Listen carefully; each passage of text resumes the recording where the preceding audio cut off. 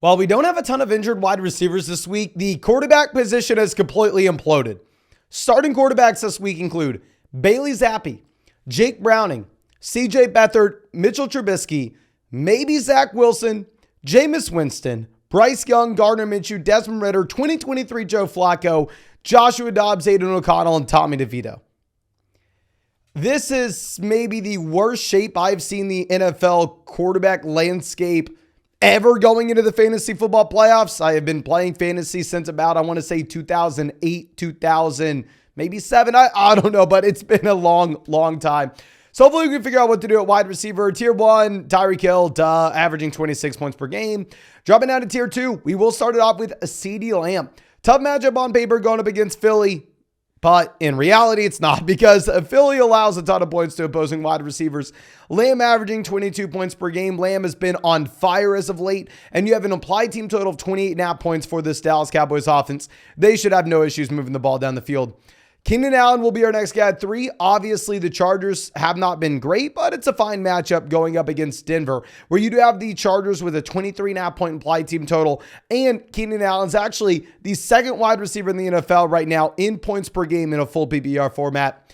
Amon-Ra St. Brown will be that next guy at 4. St. Brown, just rock solid, super consistent. You know what you get going up against Chicago. I mean, it is a game that's supposed to be a little bit higher scoring, especially with how bad the Lions defense has been. A.J. Brown will be our next guy at 5. So what's very interesting is obviously the Eagles kind of get stomped on by the Niners here. And if you're going to go through and look at the spread of this game, you actually have the Cowboys as pretty large favorites, 3.5, 4 points, depending on the sports book you're looking at. You only have an applied team total of about 24.5 points from the Eagles here. A.J. Brown is only averaging 20 points per game in comparison to these other guys, a little bit higher. So I do think we have to be a little more hesitant with A.J. Brown than just throwing him at 2. Obviously, we're still excited about him.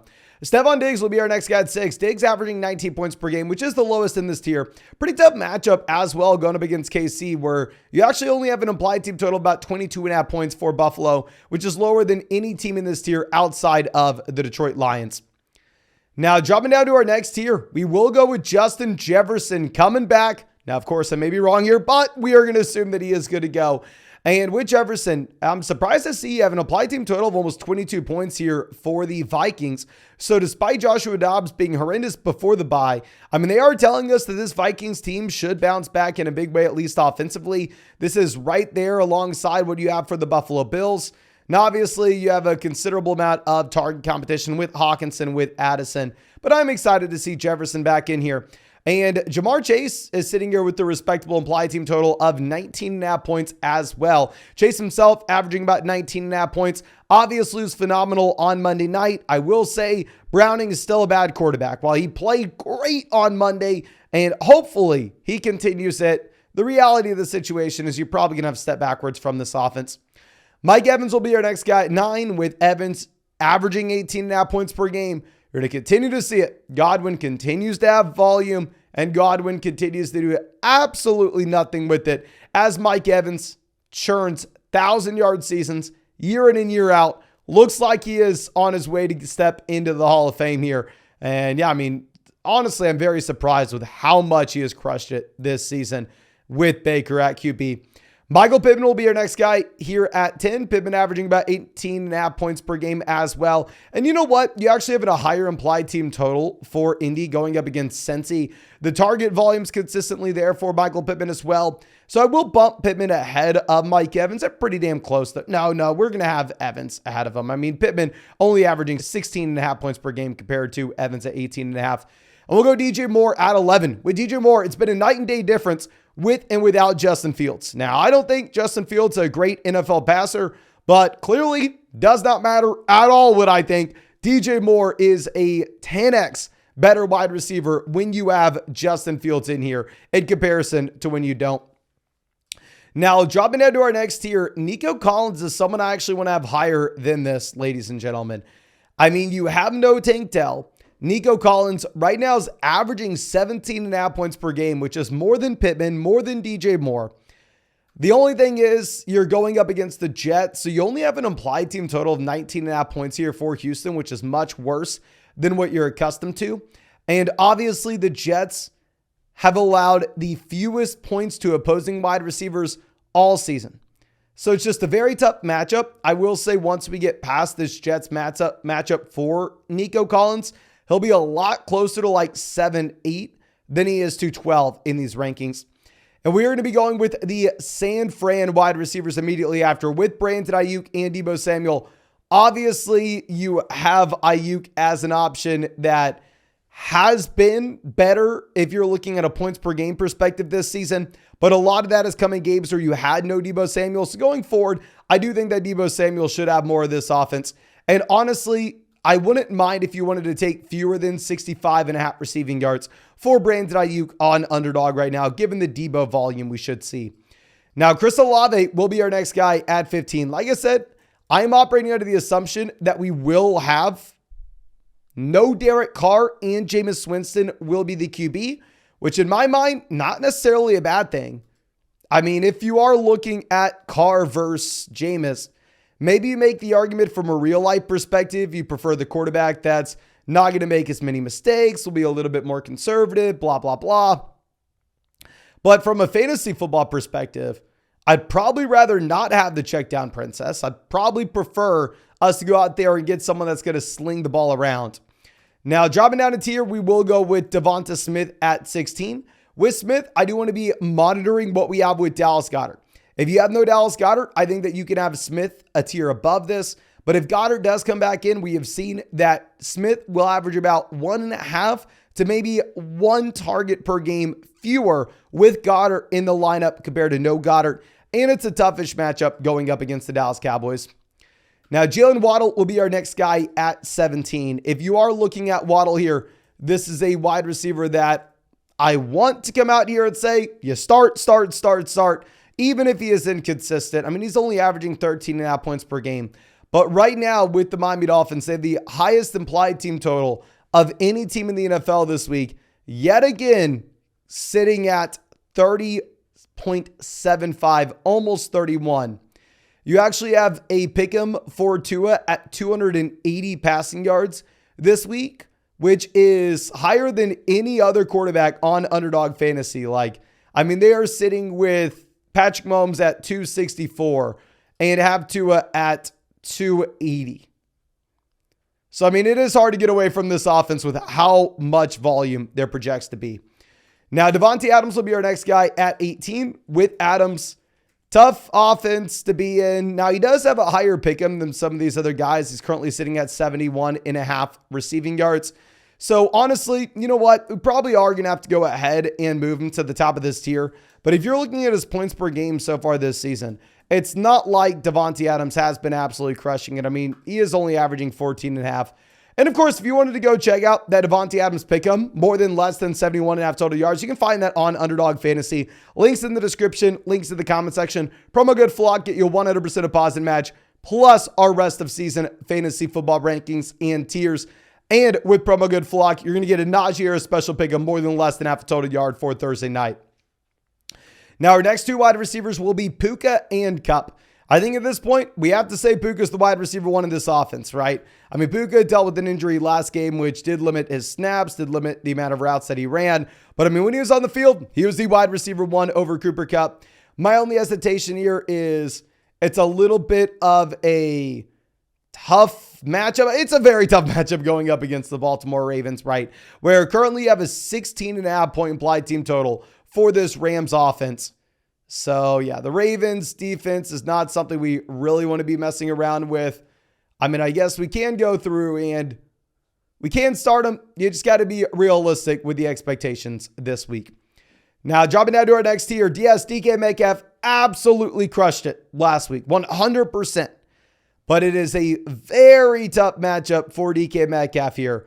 Going up against the Niners, you have an 18-point implied team total for the Seattle Seahawks. Metcalf, they currently have at 63.5 receiving yards on Underdog. So if you want to go out there and scream at me how bad this ranking is, just go take more than 63.5 yards. The reality of the situation is this is the toughest defense in the NFL to go up against. This offense projects to be very bad. And while Metcalf is someone that's coming off a dominant week, it's not like we can sit here and say, oh, okay, he is doing this consistently week in and week out. He's only averaging 15 points per game. Now, dropping down to our next tier, we are going to be going with Garrett Wilson at 22. If you are looking at Wilson, this is a wide receiver that's averaging about 13 points per game, and he has a 13-point implied team total. So honestly, I'm even ranking him too high here. He has to be behind Flowers. He has to be behind Sutton based off how bad this offense projects to be. We'll go Flowers at 22 with Flowers. Obviously, this is a wide receiver that's been much better with no Mark Andrews, commanding more volume. And he has a decent matchup going up against the Rams. You have a 24-point implied team total, so you should have no hesitation with this offense overall. And then Courtland Sutton at 23 is a wide receiver that is getting there based off of crazy touchdown efficiency. He's averaging a touchdown on every 8-ish target. It's like there's no way in hell this keeps up.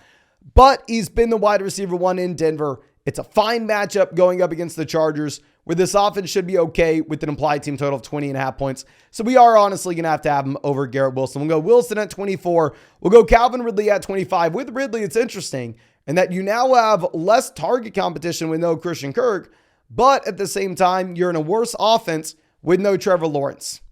So it's a balancing act. You're going to have a higher percentage of your offense, but it's going to be a worse offense overall. And obviously, you have the natural volatility here, which is what we talk about all the time, which is why we took the fewer than on Calvin Ridley to have 57 yards on Underdog on Monday.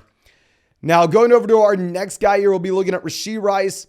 With Rice, this is a wide receiver that continues to see more work in KC, which I love to see. I mean, he ran the most routes. He played the most snaps of any wide receiver in Kansas City this past week. Obviously, I'd like to see him get up to a 90% snap share, a 90% route participation, but that probably looks a little bit unrealistic at this point. Obviously, this should be the highest scoring game of the week, or at least pretty damn close to it. Now, Adam Thielen will be our last wide receiver. With Thielen, I mean, he's been absolutely horrendous over the past 2 weeks. You do have the prior season production to fall back on, where he's averaging slightly over 15 points per game, which is more than anybody else in this tier. But obviously, it's a very bad offense, with the Panthers only projecting to have about 16.5 points per game.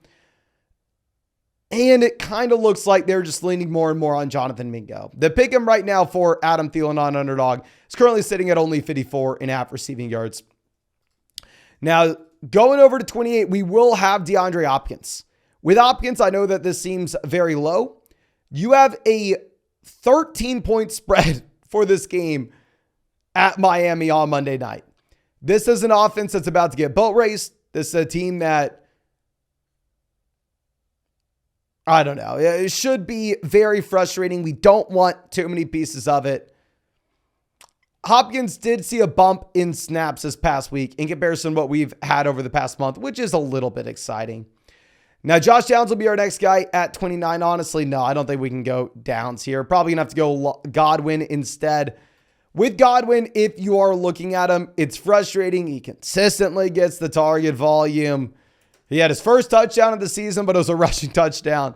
Really, he's just not doing anything. I have no idea what happened with Godwin this year. It's not like I was drafting him a ton of places, but if you would have told me before the season started, the production for Godwin versus Evans, I would have been surprised. I feel like I'm surprised in talking about this every single week.